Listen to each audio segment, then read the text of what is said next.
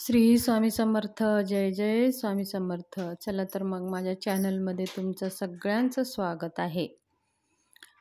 उद्या आहे गुरुवार. आपल्या स्वामी महाराजांचा आवडीचा दिवस आणि आपलंसुद्धा आवडीचा दिवस. आपल्या स्वामी महाराजांची सेवा करण्याची, स्वामी महाराजांच्या अजून थोडंसं जवळ जाण्याचा दिवस. उद्या स्वामी महाराजांना समर्पित दिवस आहे. आपल्या गुरूंना समर्पित हा उद्याचा गुरुवारचा दिवस आहे. तर उद्या आपल्याला आपल्या स्वामी महाराजांची सेवा करायची आहे आणि ही प्रत्येक गुरुवारी आवर्जून करा. तुम्ही दररोज करत असाल तरीही पण आपल्याला गुरुवारी जास्त स्वामी सेवा करायची आहे. आपल्या घरामध्ये स्वामी महाराजांचं मूर्ती किंवा फोटो असायलाच पाहिजे आणि आपल्याला दर गुरुवारी स्वामी महाराजांचा अभिषेक आवर्जून करायचा आहे. स्वामी महाराजांचे दर गुरुवारी अभिषेक केल्याने आपल्या घरात आर्थिक प्रगती सुधारते. आपल्या सगळ्या संकटापासून आपल्याला मुक्ती भेटते. स्वामी महाराजांच्या आशीर्वादाने आपल्या सगळ्या मनोकामना पूर्ण होतात. तर सकाळी आपल्याला लवकर उठायचं आहे. लवकर उठून आपल्याला पाण्यामध्ये चिमूटभर हळद टाकून आंघोळ करायची आहे. गोमूत्र असेल तर गोमूत्र टाकू शकता किंवा तुम्ही पंचगव्य असेल तर तेच चिमूटभर टाकून आपल्याला आंघोळ करायची आहे. मग जर शक्य असेल तर आपल्याला पिवळे वस्त्र घालायचे आहेत. स्त्री, पुरुष, छोटे मुलं किंवा वयस्कर कुणीही स्वामी महाराजांची सेवा करायला काही हरकत नाही. कुणाचेही बंधन नाही. स्वामी महाराजांची सेवा सगळे लोक करू शकतात. जात पात धर्म काहीच बंधन नाही. कोणत्याही धर्माचे लोक सेवा करू शकतात. म्हणजे स्वामी सेवा केल्याने आपले सगळे दुःख दारिद्र्य संपतात. स्वामी आपले संकटापासून मुक्ती होते. स्वामी सेवा ही आपल्यासाठी करत असतो. तर स्वामी महाराज हे ब्रह्मांडाचे चालक मालक पालक आहेत. तर काही भेदभाव नाही. स्वामी सेवा करण्यासाठी कोणतेही नियम नाहीत. फक्त आपल्याला स्वामी सेवा करताना सात्विक राहायचं आहे, नॉनव्हेज वर्ज्य करायचं आहे, एवढंच आपल्याला नियम पाळायचे आहेत. तर सकाळी लवकर उठून पिवळे कपडे घालून आपल्याला अगोदर तर सूर्याला जल अर्पण करायचं आहे. सूर्याला जल अर्पण केल्याने आपले असेच काही प्रश्न सुटतात. सूर्यदेव हे साक्षात दर्शन देणारा देव आहे. तर सूर्याला जल अर्पण केल्याने आपल्या कुंडली मधला जो सूर्यग्रह आहे तो मजबूत होतो आणि ज्याचा सूर्यग्रह मजबूत असतो त्यांना कोणत्याही संकट येत नाही, अडचणी येत नाहीत, सगळे कार्य पूर्ण होतात. तर आपल्याला सूर्याला जल अर्पण करून आपल्या तुळशी मातेला जल अर्पण करायचं आहे. तुळशी मातेला जल अर्पण करून 2 चम्मच दूध तुळशी मातेच्या बुडाला घालायचं आहे. असे केल्याने आपल्यावरचं जे कर्जबाजारी आहे ते कमी व्हायला मदत होते. आणि तुळशी मातेची पंचोपचार पूजा करून तुळशीजवळ धूपदीप लावून मग आपल्याला आपल्या देवघरामध्ये जायचं आहे. देवघरामध्ये जाऊन आपल्याला एक बसायला आसन घ्यायचं आहे आणि दिवा सुरू करण्याच्या आधी आपल्याला एक दिवा लावून घ्यायचा आहे.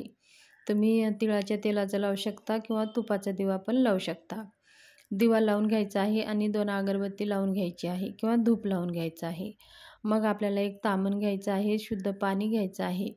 आपल्याकडे जर मूर्ती असेल तर त्या ताम्हणामध्ये आपल्या स्वामी महाराजांची मूर्ती ठेवायची आहे आणि त्या मूर्तीवरती आपल्याला गंगा म्हणजे पंचामृत आणि शुद्ध पाणी असे घ्यायचं आहे. जर आपल्याला पंचामृत नसेल तर शुद्ध पाण्यानेही अभिषेक तुम्ही करू शकता.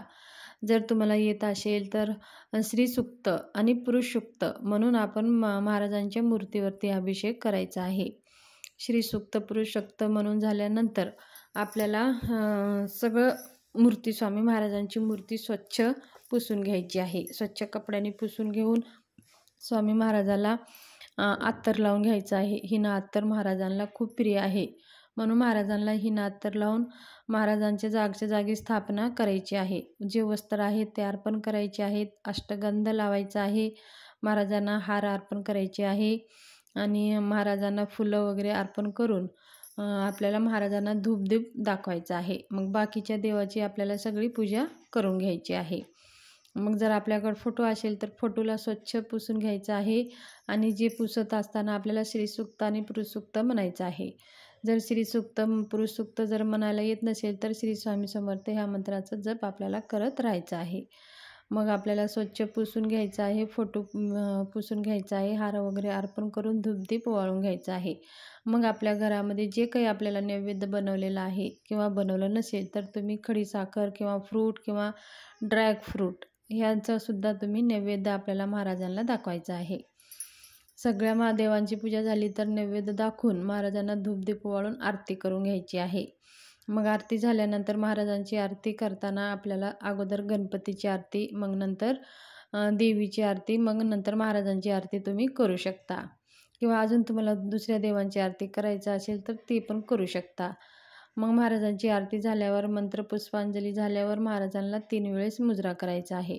मग आरती घेऊन आपल्याला जाग्यावर बसायचं आहे. मग श्री स्वामी समर्थ ह्या मंत्राचा 11 माळे आपल्याला जप करायचे आहेत. आणि जर तुमच्याकडे वेळ असेल तर श्री स्वामी चरित्र सारामृत श्री स्वामी चरित्र सारामृतांचं 21 अध्यायाची पूर्ण पोथी वाचायची आहे. समजा तुम्हाला जर वेळ नसेल तर आवर्जून 3 अध्याय तरी आवर्जून वाचा. आणि 11 वेळेस तारक मंत्राचं मंत्र जप करायचा आहे. ह्याशिवाय आपल्याला गुरुवारी झालीच पाहिजे. 11 माळी जप, 11 वेळेस तारक मंत्र आणि 3 अध्याय श्री स्वामी चरित्र सारामृताचं ह्याशिवाय आपल्याला आवर्जून झाले पाहिजे.